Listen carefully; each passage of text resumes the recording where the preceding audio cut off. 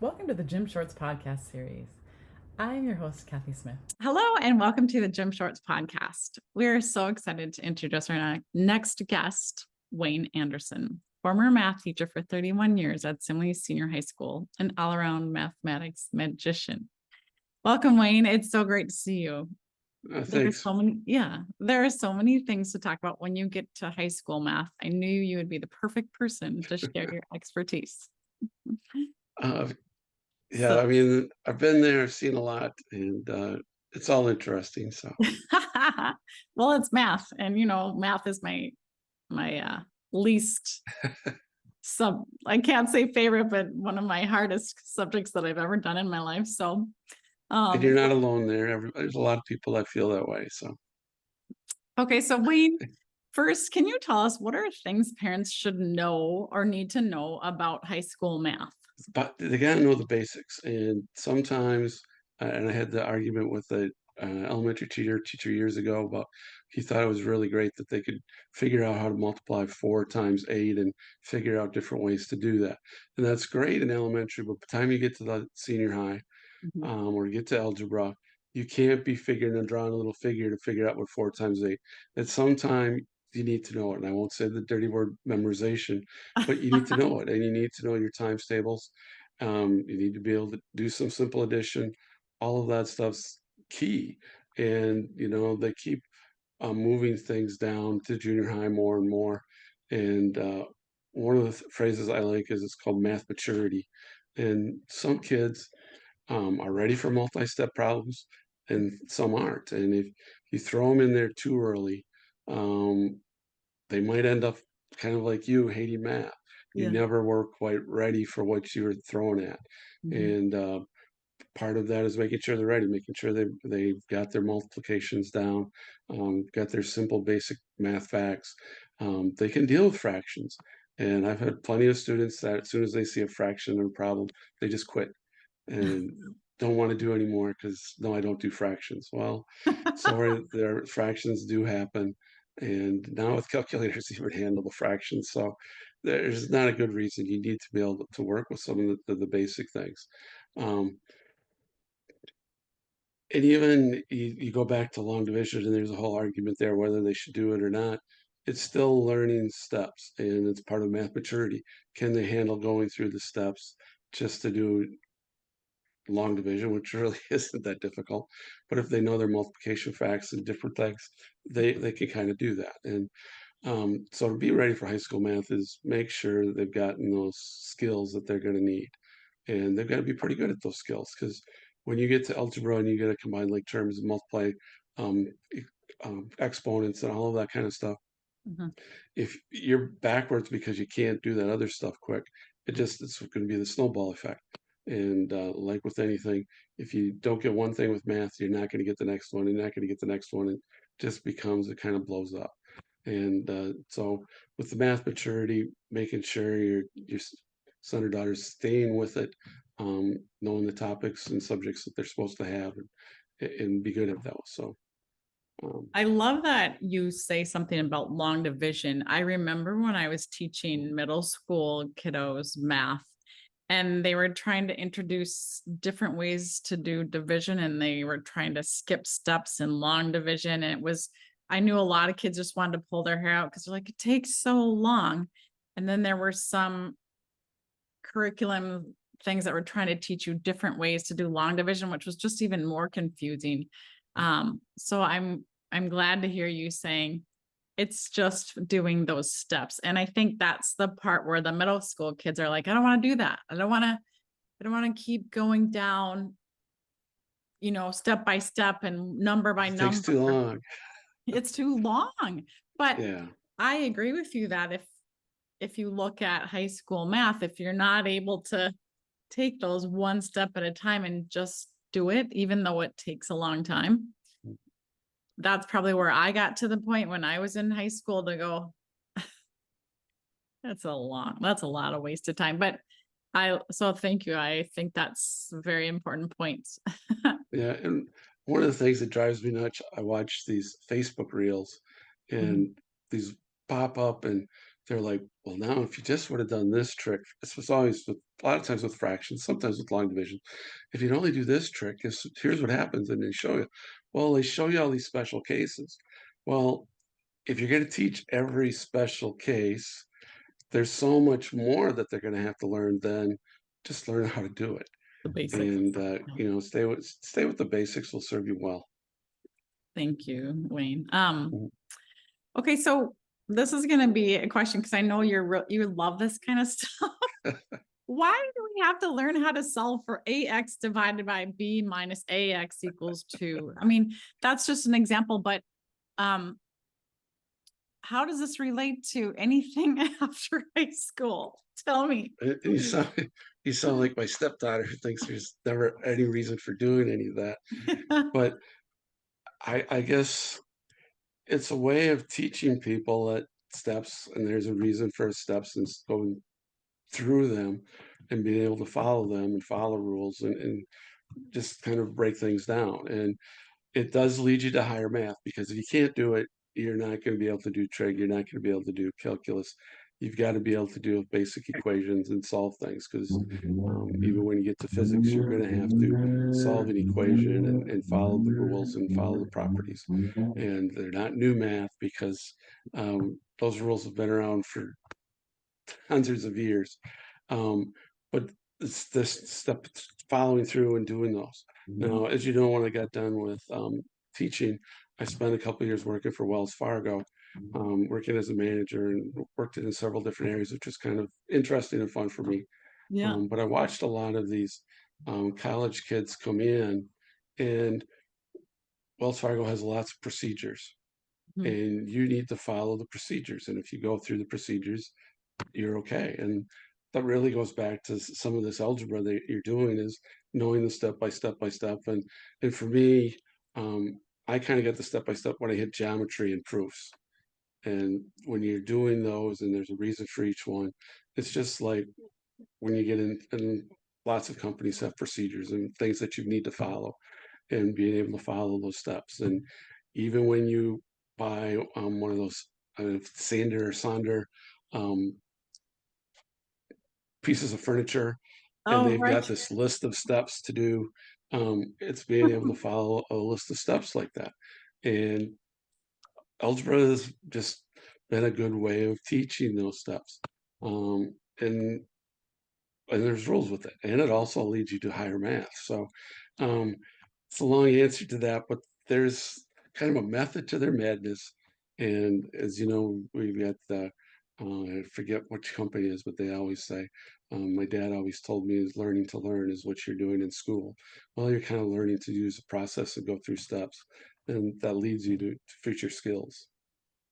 Oh my gosh. Maybe that was my fault and my problem in math. And I remember when I was younger, my mom would make me put things together and I'd always have a few screws extra. So maybe that was my problem. I didn't like taking all those steps. Anyway, Mhm. all right. Sometimes parents are hearing, oh, it's new math. What is new math? And are these new math standards or what is that? Well, and I chuckle because people hide behind that. Well, it's new math, I don't understand. And I'll go back to the Facebook reels again. Mhm. There's always these order of operation problems out there, and order of operations again have been around for hundreds of years. They haven't changed. The basics, again, like I said, the basics will serve you well. The basics really haven't changed. Now, there's some learning, they're teaching tools that they use that are a little bit new, um, and they teach some things in a little different way, which is different than you and I Learn. learned, or we saw back then. Yeah.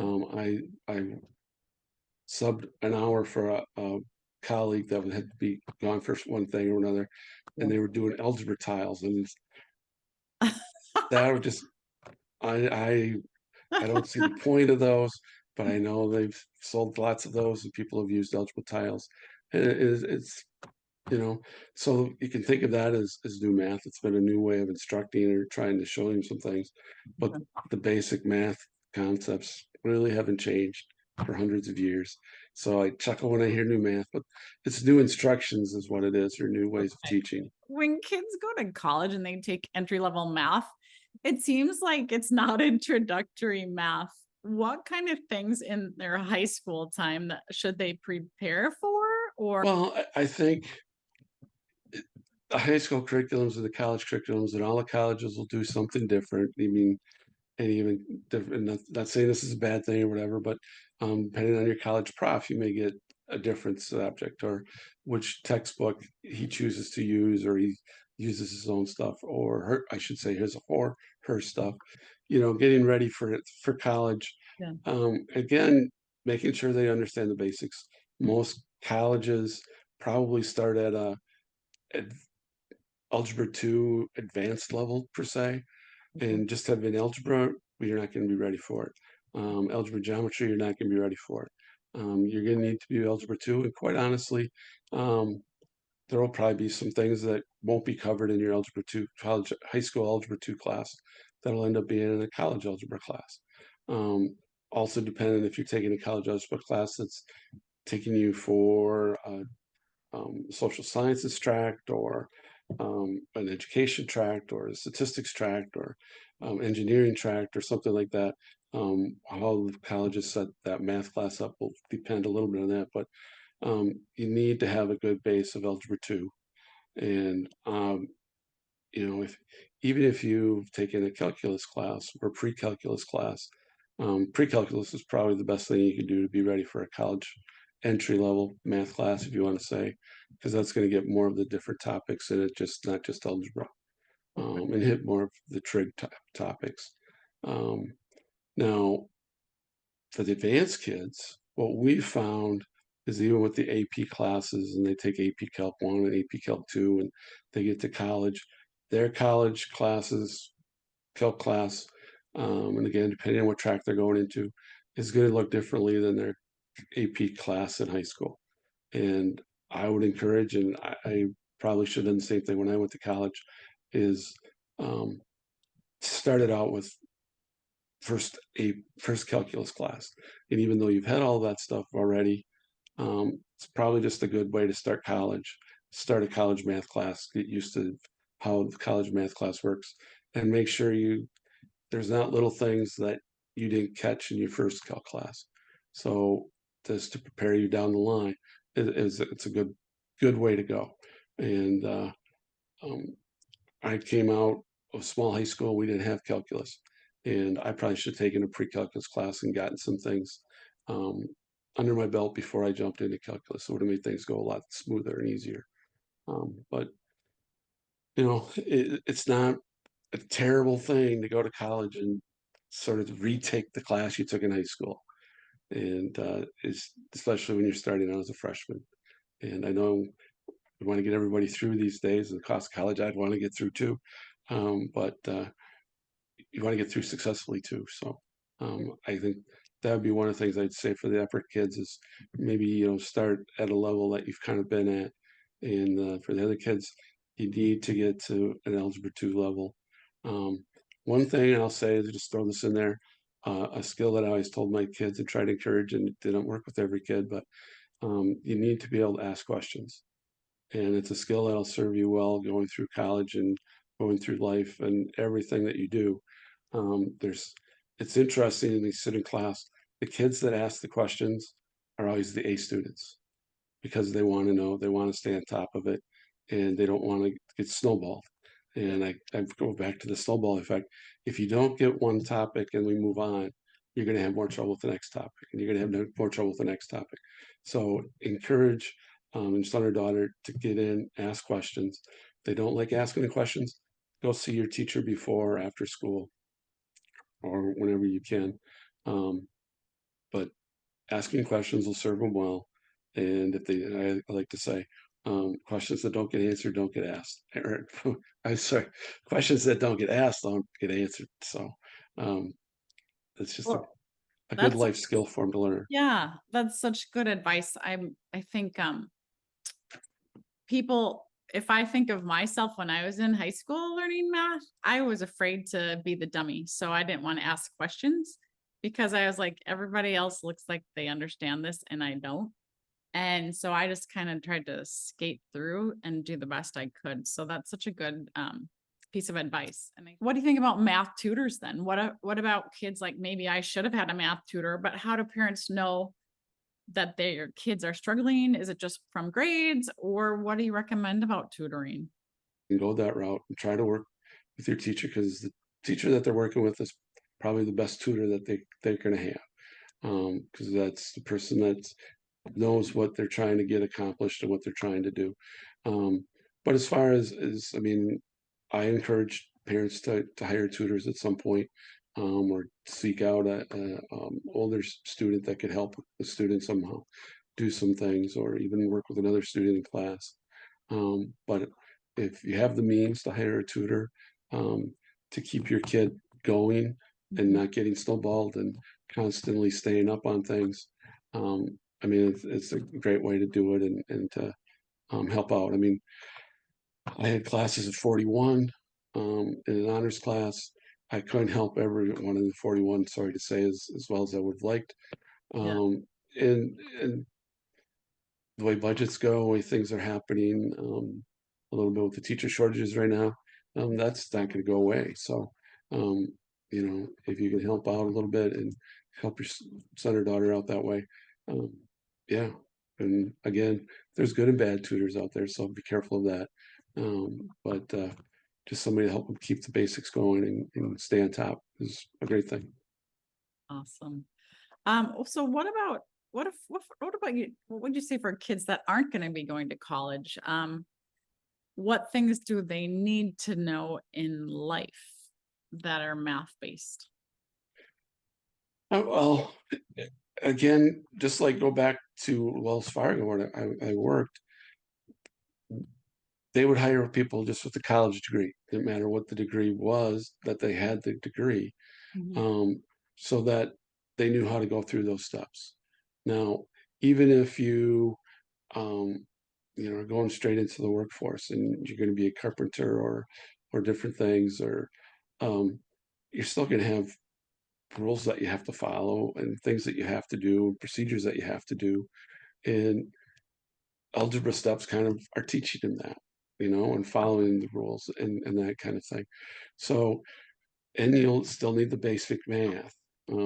It's interesting. I got some stepsons that are working on their electrical and degrees, and math comes in. All of a sudden they've got to do the math, and Yeah. it's like, well, and they're a few years away from high school, so they're a few years away from studying some of that. And so the math is still will come back whether you think so or not, and the basic math that you're going to have to be able to multiply and divide. You might have to, if you're a carpenter, deal with some fractions, um, all of that kind of stuff. So, um, and when you get to the tech schools, if they do a tech school route, Mhm. um, they're going to see classes, and their math's going to be geared for what they're going into. And the tech schools, quite honestly, do probably a better job of that than colleges, because they know here's the skills you're going to need. They work with the tech people and the people within the school, and they need to be able to they add the fractions. They need to be able to do this. They're very good at that. So having their basic math skills, and then let them, you know, teach that. But if have been snowballed for too many years, and I probably said that when you were in my class with the crew we had, and I said, how many have sat in a math class and never didn't have any clue what was going on? Raise your hand, and then everybody kind of raised their hands. Um, you kind of keep away from the snowball effect to make sure you kind of get the basics down, and even if you want textile, and even if you're going straight into the workforce, you're still going to have some of that. And even when you're at the store and you check out, and it's like, why is this $800? This doesn't make sense. Yeah. Um, they think there's a mistake here. It Yeah. should be more like 80. Yeah. Some of That's that math like that they need to be able to calculate and not be taken advantage of. yeah. That's good advice. I think that's important. Mm. Um, okay. When we were working together, I know we talked a little bit about financial literacy. Is there anything that's specific to compounded interest or if people are gonna buy the latest tech stocks or what have you, do you recommend parents educating their kids in that area of math, or do you think in high school that's pretty common now? Or what are your thoughts on that? With the standards, they're trying to get more of that in, and um, I always said, this group of kids, when I grew up, when you grew up, 5.25% interest on a savings account was automatic. Yeah. And anybody would give if anything, to have 5.25% interest right now.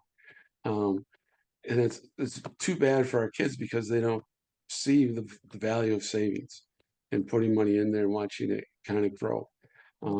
And I mean, that's the best teacher, is to actually have something like that. But they're trying to get more and more of that in with the standards. Sometimes, depending on the school and how things are, there's so much we have to teach. Yeah. There's a lot in algebra. There's a lot in algebra too. There's keep adding more topics. I'm adding more topics and adding more topics. And it's, you might get a couple days, you might get a week on some of that financial stuff, which doesn't cut it. And depending if you have an accounting class and they don't really do, they do the basics, and that kind of stuff, but they won't do the compounding interest probably as much, and some of all that they kind of need, Yeah. and to be able to see how that grows and see how they can, create a ton of debt with the credit card debt really quick. And Yeah. And I think that is such a missed opportunity, because kids go to college and then they're getting 10 different, credit applications in the mail. Oh, you're approved for blah, blah, blah. But they're like, okay, and they sign up for it. But I don't know where the disconnect lies, but I think that it's been happening for decades, where college kids, or just kids in general, all of a sudden have this exorbitant debt, and they're like, well, how did that happen? Kind of. So interesting. yeah, so it's definitely more needed, probably more needed as a senior Yeah. class almost, because they're about to jump Go into there. the real world. They're about to be accountable for everything. Yeah. Lower levels is probably like, who cares? I'm gonna get it from mom and dad, that kind of thing. So it definitely is more needed than it's probably happening.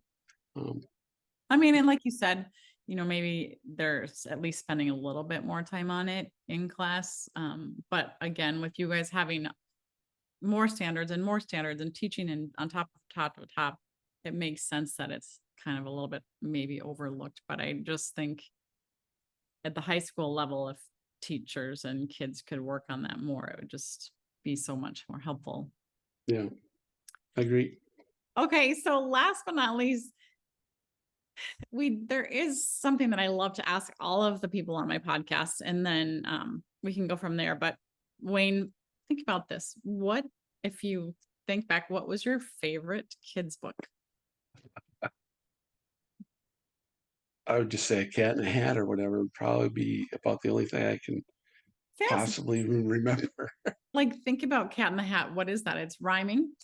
It's got a pattern to it when you're saying it out loud. Early rhymes are really good for your math brain. So that makes a lot of sense. Anyway, is there anything more that you want to tell parents that you wish you could tell them when you were teaching their kids, or what you wish parents would know now about math? I think biggest thing for parents is, don't let the snowball effect happen. Make sure you're checking in and make sure your son or daughter's keeping up. As soon as they start falling behind on some of it, it's time for action, because don't wait till the end of the year. If they get behind on something, they're getting behind on more and more and more stuff. So stay on top of it. And again, encourage them to ask questions, because it's a skill that'll serve them well their whole life. So when they don't know something, find out one way or another. Find out. Thank you so much. Yeah, no problem. Hopefully.